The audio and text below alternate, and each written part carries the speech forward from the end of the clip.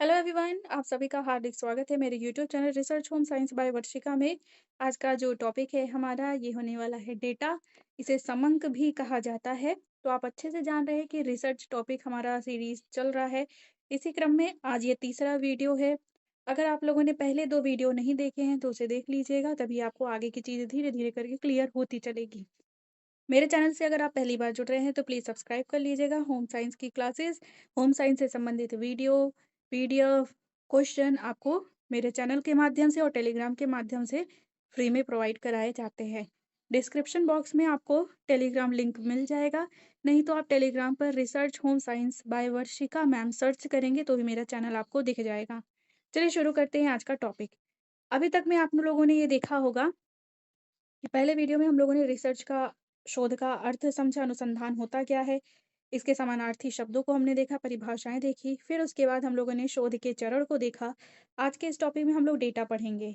जैसा हमने पहले भी बताया कि जब हम किसी समस्या को सुलझाने के लिए कोई कार्य करने चलते हैं, कोई कार्य करना मतलब शोध कार्य करना या रिसर्च करना, तो उसके लिए हमें कहीं ना कहीं से कुछ तथ्यों को इकट्ठा करना होता है। उन्हीं तथ्यों को, उन्हीं आंकड़ों को, जानकारियों को एकत्रित करना डेटा कलेक्शन कहलाता है। अब इस डेटा को, इस जानकारी को आप 2 तरीके से प्राप्त कर सकते हैं। एक तो वह कि आप स्वयं जाकर के हर एक व्यक्ति से मिलें, जो आपने जो सैंपल ले रखा है, उनसे बात करें, उनसे डेटा कलेक्ट करें, नोट करते चलें। दूसरा यह तरीका है कि उस क्षेत्र से संबंधित किसी व्यक्ति ने अगर पहले शोध कार्य किए हैं, कुछ अभिलेख, कुछ मैगज़ीन, कुछ डायरी, कुछ आर्टिकल, मैगज़ीन, पत्र, लेटर कुछ भी उपलब्ध है उस टॉपिक से संबंधित, तो आप उसको पढ़ करके, समझ करके अपने लिए डेटा एकत्रित कर सकते हैं। तो ये 2 तरीके होते हैं। बस इन्हीं के बारे में, ये प्रकार कितने हैं, इन्हीं के बारे में हम लोग यहाँ पर चर्चा करेंगे। देखिएगा यहाँ पर डेटा या फिर समंक। समंक से हमारा तात्पर्य तथ्यों के उन समूहों से है जो संख्याओं में व्यक्त किए जाते हैं। किसमें व्यक्त किए जाते हैं? संख्याओं में।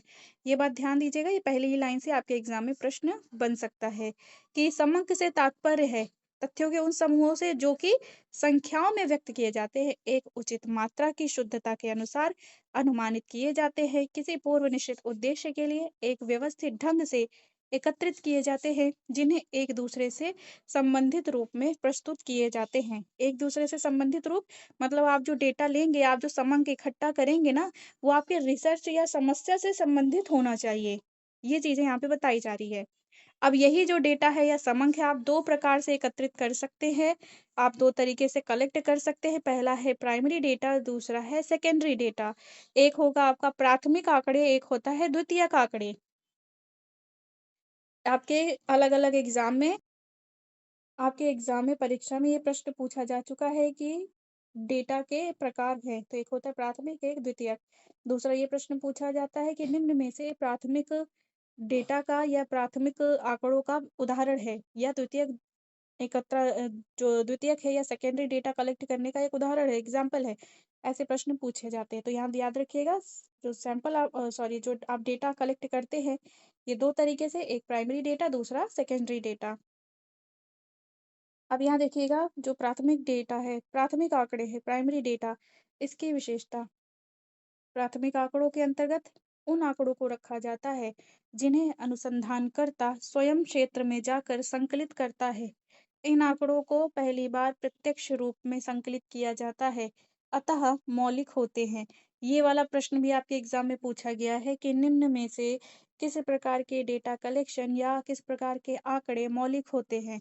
तो मौलिक वह होगा ना कि जो सिर्फ एक ही हो दुनिया में, तो वो चीज़ें कैसे हो सकती है? जब स्वयं व्यक्ति उस क्षेत्र में जाकर के कार्य करे। तो जब व्यक्ति स्वयं जाकर के डेटा एकत्रित करता है, आंकड़ों को एकत्रित करता है, तो वे मौलिक कहलाते हैं। और ये प्रत्यक्ष रूप से संकलित किए जाते हैं और पहली बार संकलित किए जाते हैं। ठीक है? सही सूचना प्राप्त करने के लिए अनुसंधानकर्ता क्षेत्र के उपयुक्त व्यक्तियों से प्रत्यक्ष संपर्क करता है अथवा घटनाओं का अवलोकन करता है।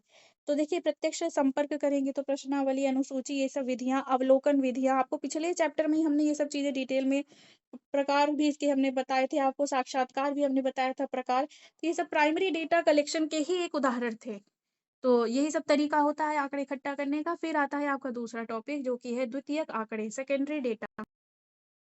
सेकेंडरी डेटा, याद रखिएगा कि द्वितीयक आंकड़ों का संकलन अनुसंधानकर्ता द्वारा स्वयं नहीं किया जाता है, बल्कि वह पूर्व में किसी अन्य के द्वारा प्रस्तुत किए गए आंकड़ों का उपयोग करता है। द्वितीयक आंकड़ों के प्रमुख स्रोत प्रकाशित व अप्रकाशित लिखित सामग्री, डायरी, सर्वेक्षण प्रतिवेदन आदि होते हैं।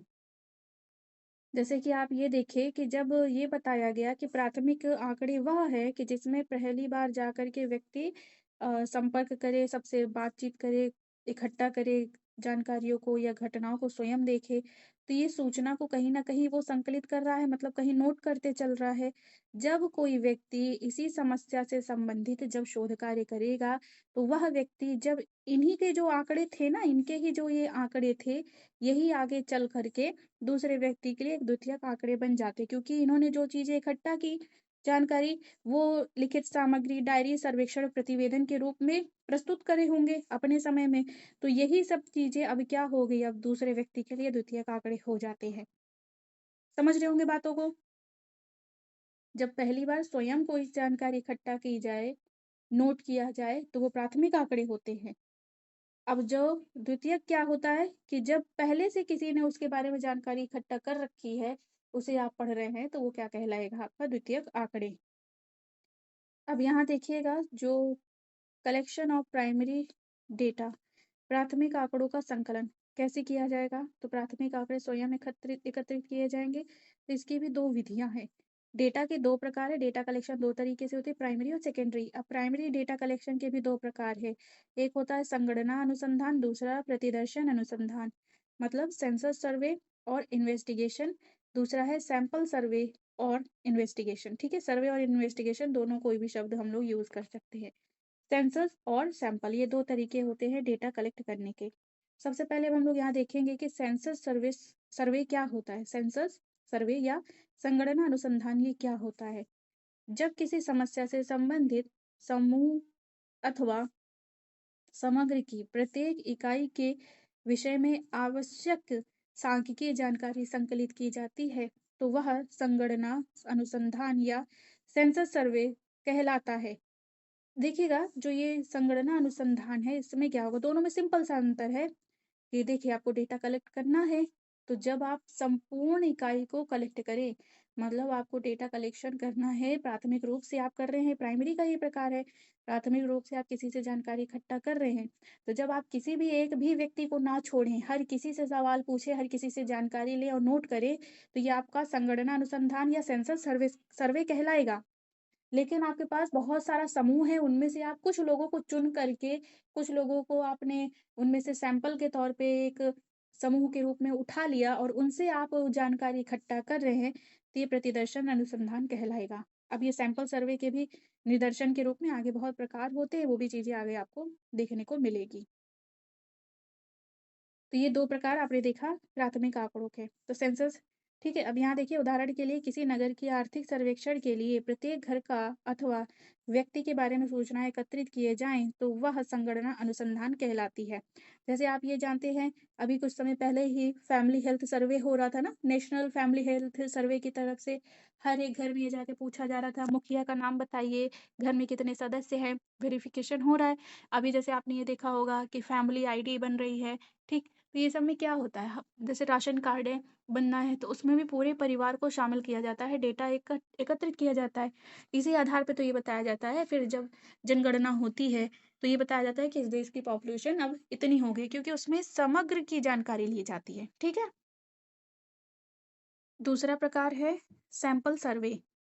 जब हम समग्र की कुछ इकाइयों का एक नमूना या प्रतिदर्श लेकर इन इकाइयों से सूचना प्राप्त करते हैं, तो इससे समग्र के बारे में निष्कर्ष निकालते हैं। यह विधि प्रतिदर्श अनुसंधान सैंपल सर्वे कहलाती है। तो इसमें क्या होता है कि आप सबसे नहीं बातचीत करेंगे, आपने ये आंकड़ा लगा लिया, जैसे कि कक्षा 6 में रहने वाले बालकों की हाइट आपको देखनी है, वजन देखना है, वो पढ़ाई में कितना उनका लेवल क्या है, तो आप जब सभी को नहीं आप इकट्ठा करेंगे, ठीक है? आप क्या करेंगे, उनमें से हर एक कक्षा में से या कक्षा 6 के 5 बच्चों को आपने बुला लिया, आप उनसे आप जानकारी इकट्ठा कर रहे थे, उस पे आप ये आंकड़ा लगा सकते हैं कि कक्षा 6 के अगर 5 बच्चे ये चीज़ें बता रही हैं और सब में सिमिलैरिटी है, तो इसका अर्थ ये है कि इस कक्षा के सभी बच्चों के अंतर्गत ये गुण पाए जाएँगे, ये विशेषता पाई जाएगी। वही चीज़ यहाँ पे उदाहरण के लिए लिखा भी है, जब हम चावल, कपड़ा आदि खरीदने जाते हैं, तो सिर्फ 1 मुट्ठी चावल से पूरे बोरे का अनुमान लगाते हैं। ठीक उसी तरह आम के एक टुकड़े को चख कर किसी खास टोकरी के सारे आमों के बारे में निष्कर्ष निकलता है। ये सब सैंपल सर्वे के उदाहरण होते हैं। सैंपल लेना या सैंपल होता ही यही है कि जब ज़्यादा में से आप थोड़ी चीज़ें आप उठाएँ, ठीक है? और ये जो चैप्टर है आपका सैंपल सर्वे, तो ये आपका काफ़ी बड़ा चैप्टर है। आगे में आपको दिखेगा जिसमें आप लोग बहुत तरीके के आप लोग विधियाँ पढ़ेंगे, जिसमें गुच्छा, समूह, स्नोबॉल, क्लस्टर मेथड, ये सब चीज़ें पढ़ानी होगी। ये आज आपका तो सिर्फ सैंपल के प्रकार देख रहे हैं, आगे के चैप्टर में आपको ये सभी चीज़ें वीडियोज़ में आपको मिलती रहेंगी। अब यहाँ पे देखिएगा जो द्वितीयक आंकड़ों के संकलन। द्वितीयक आंकड़े क्या होते हैं? वह होते हैं जो पहले से उपस्थित थे, उनमें से आप किसी का चयन करें। तो कुछ सरकारी प्रकाशन हैं, कुछ अर्ध सरकारी हैं, कुछ अंतर्राष्ट्रीय प्रकाशन हैं। तो ये सभी तरीके हैं सेकेंडरी डेटा कलेक्ट करने के, क्योंकि ये सभी अपनी मैगज़ीन समय-समय पे प्रकाशित करते रहते हैं, जिनके आधार पर हम डिटेल प्राप्त कर सकते हैं। सबसे पहले देखिए सरकारी के अंतर्गत, तो ये कुछ नाम याद रखिएगा क्योंकि एग्ज़ाम में पूछा जाता है। कि निम्न में से प्राथमिक डेटा का उदाहरण है या द्वितीयक आंकड़ों के संकलन का तरीका है। तो देखिए जनगणना रिपोर्ट रिपोर्ट ये सब पूछ ही जा चुके हैं प्रश्न। तो सरकारी प्रकाशन के अंतर्गत जैसे विभिन्न मंत्रालयों द्वारा वार्षिक रिपोर्ट दी जाए, आर्थिक सर्वेक्षण किया जाए। देखिए बहुत इंपॉर्टेंट है ये सब चीज़ें। भारतीय रिजर्व बैंक बुलेटिन निकलता है, जनगणना रिपोर्ट ये भी बहुत इंपॉर्टेंट पॉइंट है, इसको भी याद रखिएगा। उद्योगों पर वार्षिक सर्वेक्षण जर्नल, ठीक है, मुद्दा एवं वित्त report, statistical abstract of India. अब यहाँ पे आपने देखा सरकारी प्रकाशक, दूसरा है अंतरराष्ट्रीय, इंटरनेशनल लेवल पे भी कुछ ना कुछ मैगजीन है ना।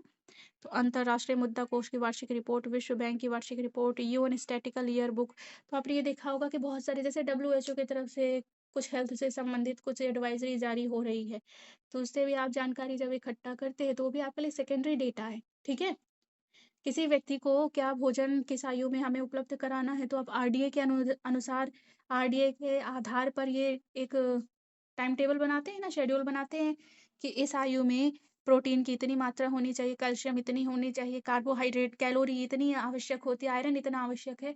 तो आप ये आरडीए के अनुसार जब बना रहे हैं एक पूरा टाइम टेबल, तो आरडीए भी आपके लिए सेकेंडरी डेटा होता है, क्योंकि उसको किसी ने जानकारी स्वयं एकत्रित करके उसको पब्लिश किया है, तब आपके पास वो छपी-छपाई सामने आ रही है। नेक्स्ट तीसरा है अर्ध सरकारी प्रकाशन। नगर निगम, नगर पालिका, जिला परिषद, पंचायत, तो ये ध्यान दीजिएगा ये सब सेमी गवर्नमेंटल के अंतर्गत आएगी, पब्लिकेशन के अंतर्गत। तो यहाँ से भी कुछ ना कुछ मैगज़ीन वगैरह अक्सर निकलती है, जहाँ से आप लोग जानकारी ले सकते हैं, क्योंकि क्षेत्र विशेष से ही संबंधित है। तो वो बताएँगे ना कि क्षेत्र में कहाँ क्या कमी रही है या क्या चीज़ें प्राप्त हुई हैं। आयोगों व समितियों का प्रतिवेदन, व्यापारिक संस्थाओं, परिषद, शोध संस्थाओं के प्रकाशन, economic time, business standard, the financial express, तो ये सब चीज़ें आप पत्रिका के माध्यम से भी जानकारी इकट्ठा कर सकते हैं। Okay, clear point? तो ये तरीके थे आपके डेटा कलेक्शन के, 2 तरीके होते हैं। एक होता है प्राइमरी डेटा, दूसरा होता है आपका सेकेंडरी डेटा। तो ये ध्यान दीजिएगा, प्राइमरी जब स्वयं जाकर के कोई जानकारी इकट्ठा करे और लिखे, सेकेंडरी जब किसी ने पहले से ही छपी-छपाई चीज़ें पब्लिश कर दी आपके लिए, अब आप छपी हुई पत्रिकाओं से, मैगज़ीन से जानकारी इकट्ठा कर रहे हैं, निकाल रहे हैं, तो ये आपका सेकेंडरी डेटा कहलाता है। तो आज के लिए इस वीडियो में इतना ही। टेलीग्राम चैनल से आप लोग जल्दी से जुड़ जाइएगा और चैनल को शेयर ज़रूर कीजिएगा, वीडियो शेयर कीजिएगा, लाइक ज़रूर कीजिएगा। कमेंट में अपनी जानकारी या कोई भी क्वेरी हो, कोई भी डाउट हो तो आप लोग कमेंट पे ज़रूर बताइएगा। आज के लिए इतना ही, अपना ख्याल